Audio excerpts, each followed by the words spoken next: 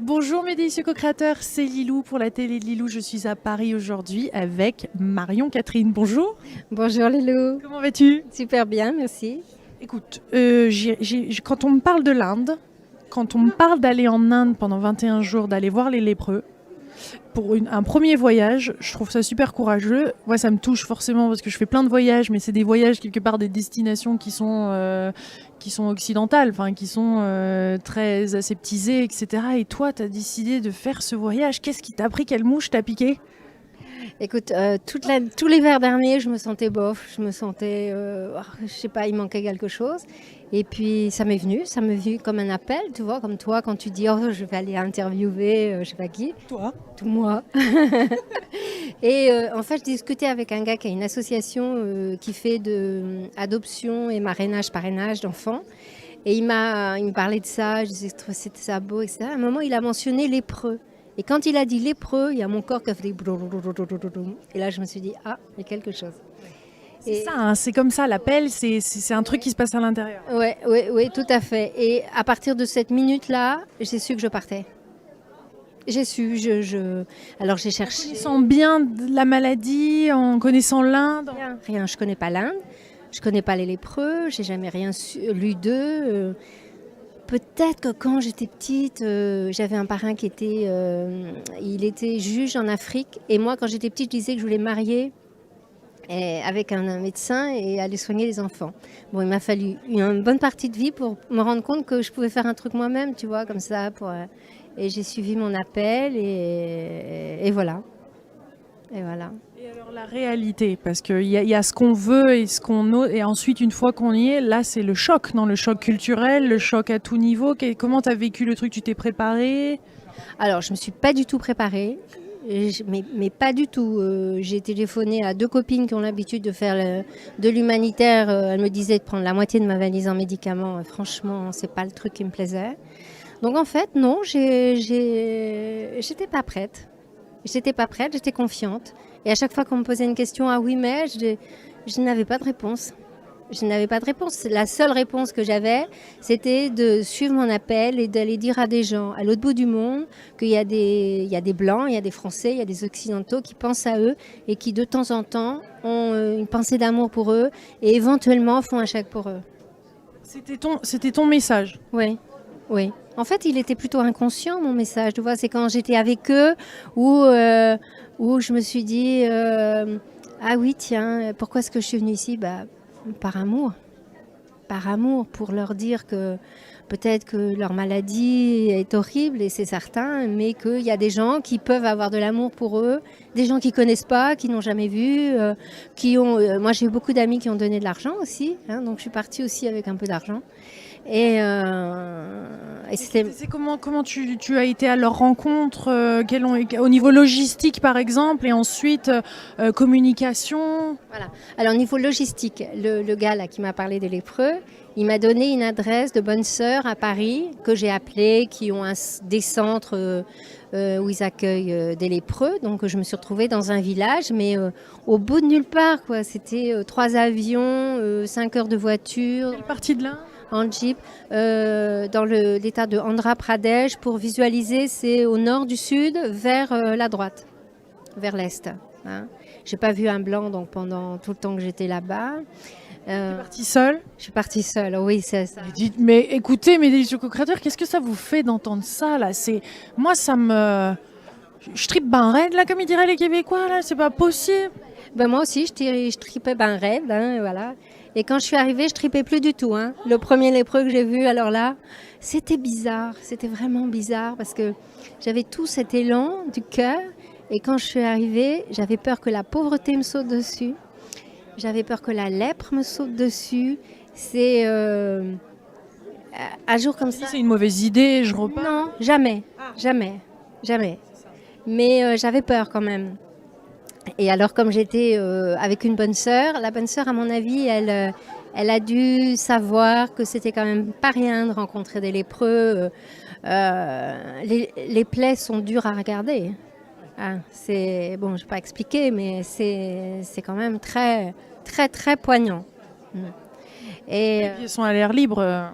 Oui, ils sont à l'air libre, ils marchent plus, ils ont des membres en moins, beaucoup sont aveugles, ils ont la peau totalement desséchée. Enfin, Mais 3 jours après, je me suis retrouvée avec eux sur une photo, en train d'attraper les femmes en disant viens, viens.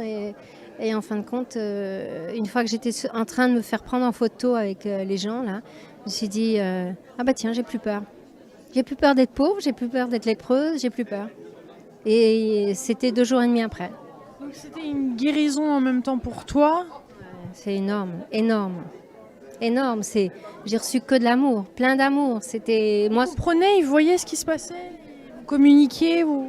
Alors on communiquait en langage des signes et avec beaucoup d'amour. Beaucoup d'amour. Parce que, en fait, ce sont des gens qui sont très sensibles. Ils ne lisent pas pour la plupart. Donc, ils sont habitués ils sont encore beaucoup dans le corps, dans les yeux, dans les gestes. Et avec les gestes, c'est de l'amour. Qu'est-ce qu'on fait? C'est fou, on tient une conversation. Hein. Parce qu'ils ne parlaient pas un mot d'anglais. Ils ne se plaignent pas, tu sens pas ce côté plainte parce qu'on le voit en Inde où on en entend parler, du côté qui mendie ou qui se plaint ou qui demande de l'aide. Est-ce que c'est quelque chose que tu as ressenti ou non? Pas du tout. C'est des préjugés en fait qu'on a. Moi, je pense pas qu'ils pensaient pas à me demander de l'argent en tous les cas. Hein. Ils se plaignaient quand ils étaient au dispensaire. Je les entendais dire j'ai mal ici ou là. Mais sinon, c'était on se croisait le matin, ça va. Enfin bon, en Telugu, hein, je sais même plus. J'ai même oublié comment on dit. Oh, ça aurait été drôle. C'est comme un rêve. Hein. Ouais, c'était. Et d'ailleurs, dans le dispensaire, c'était un peu comme un café chez nous. Tellement ils y allaient de façon naturelle. Ils discutaient, ils se racontaient leurs nouvelles. C'était vraiment... On a été potes, mais tout de suite, quoi. 3-4 jours après, on était potes. On se parlait, enfin, on se parlait. Tu vois, on se parlait en signes, en gestes, en sourires. Moi, avec les grands-mères, je les comprenais. Les femmes de ton âge, elles avaient l'air de grand-mères plus vieilles que moi. Enfin, c'était terrible. Hein. La maladie est difficile. Tu as levé des fonds avant de partir et ensuite, en revenant, tu as utilisé, je suppose, ces fonds ou ton argent pour faire le voyage. Et ensuite, tu as décidé donc d'auto-publier ce livre. Et c'est là où je veux juste mettre une petite pointe de co-création dans l'histoire. La co-création ne veut pas dire donation. On est d'accord. La co-création veut dire soutenir quelqu'un, quelque chose qui nous parle inconditionnellement parce qu'on a envie d'aider cette personne-là. On a un appel. Toi, tu as co-créé, tu as été en Inde, tu as été co-créatrice, tu as apporté ce que tu avais apporté. Ça ne veut pas dire argent. Là, on est dans une situation où c'est vrai qu'il faut apporter aussi des fonds des fois, tout comme la télé de Lilou ou plein d'autres choses qui existent dans le monde. Il faut soutenir ce genre de choses. Co-création n'égale pas donation, parce que j'ai eu des messages assez méchants sur Facebook, mais c'est drôle, tu vois. C'est pas grave, parce que un jour, les gens qui envoient ces messages, un jour, ils vont comprendre ce que c'est que d'aimer et que de donner et de co-créer. Parce que nous co-créons notre monde tous les jours. Donc, c'est comme... c'est ça, il y a quelqu'un qui va faire quelque chose, je vais avoir bonheur à l'aider, et puis cette personne ira aider un autre avec bonheur, etc. Moi, j'ai découvert un truc nouveau aussi. C'est-à-dire que quand j'ai vu le prix du billet, bon, j'avais l'appel, 850 € le billet, je me dis, oh, c'est beaucoup d'argent quand même. Et jusqu'à maintenant, j'avais toujours plutôt fait des chèques que de partir moi-même. Mais en fait, en partant, d'abord j'ai pu leur envoyer de l'amour, leur apporter de l'amour de la France et de l'Occident, même s'ils ne savent pas trop bien où est la France. Et du coup, ça m'a donné envie d'envoyer des nouvelles. Du coup, ça m'a fait faire un livre. Et du coup, ça fait monter plus d'argent que si j'avais fait moi mon petit chèque de pauvresse, quoi. C'est ce que tu dis, c'est la co-créativité, c'est la co-création. C'est du coup tel et tel et tel et tel a envie d'acheter un livre. Par exemple, moi, il y a un truc que j'aime bien, c'est aider les veuves, parce que les veuves en Inde, elles sont dans une situation désespérée. Envoyer les enfants à l'école. Quand je suis arrivée, je voyais tous les saris, mais tout troués, les jupons qui mettent au-dessous des seuils, complètement troués. J'ai envoyé un mail à mes amis et en fait, ils m'ont répondu, ils ont envoyé de l'argent et une jolie phrase, c'était celle d'Arnaud. Il a fait un don sur PayPal ou je sais pas quoi. Et il disait pour que ces femmes soient belles.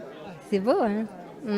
Tu leur as dit. Ouais. Ouais, c'est tellement bon de se retrouver dans ce jus-là. Enfin, t'as été carrément au jus, quoi. Tu t'es déplacé, t'as été là-bas, tu l'as vécu. C'est une chose d'en entendre parler, et c'en est une autre d'avoir le courage de le vivre. Et c'est pas pour tout le monde. Et voilà, chacun son courage, chacun son histoire, chacun son parcours. C'est vraiment, c'est pas pour ça. Là, c'est qu'est-ce que cette vidéo pour toi, qu'est-ce que ton histoire en fait, tu vois que ça éveille chez les gens? C'est exactement comme toi, Lilou, quand on regarde tes vidéos. Ça veut dire, moi, ça dit, la personne qui regarde dit, et moi, c'est quoi mon truc, hein? C'est quoi mon juicy, toi, tu dis toujours, hein? Et moi, qu'est-ce que je peux faire? C'est quoi? Parce que chaque individu a exactement un truc qui lui convient, qui fait le mieux du monde, etc. Et ça, si nous ne le trouvons pas, nous sommes tristounettes, hein? C'est là où la tristesse s'installe, mes délicieux co-créateurs, c'est mignon comme tout. Merci beaucoup.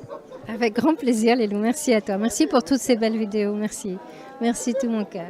Je suis ravie de cette rencontre. Et vous aussi, j'en suis sûre. Si vous écoutez encore cette vidéo, s'il vous plaît, partagez-la avec des personnes qui rêvent, elles aussi, voilà, qui ont cet élan, ou peut-être qui sont tristounettes. Et ben voilà. C'est une vidéo qui met du baume au cœur. Merci. Merci Lilou. Gros bisous, mes délicieux co-créateurs. À bientôt.